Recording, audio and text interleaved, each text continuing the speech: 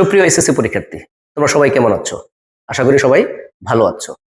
আজকে আমরা অবজেক্টিভে কিভাবে বেশি নাম্বার গেইন করা যায় সেই বিষয়ে কয়েকটি কথা বলতে চাই।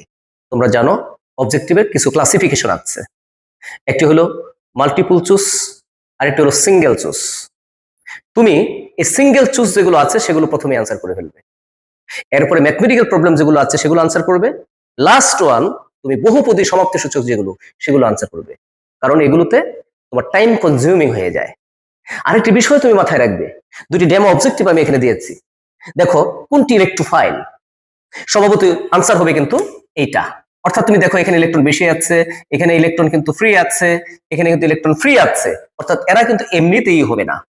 আর এখানে কিন্তু ইলেকট্রন আছে 6টি, তাই এটা ইলেকট্রনের প্রতি আকর্ষণ প্রকাশ করবে। সর্বশেষ যদি তুমি বহুপদী সমাপ্তি সূচক আনসার করো তাহলে তুমি বেশি নাম্বার গেইন করতে পারবে।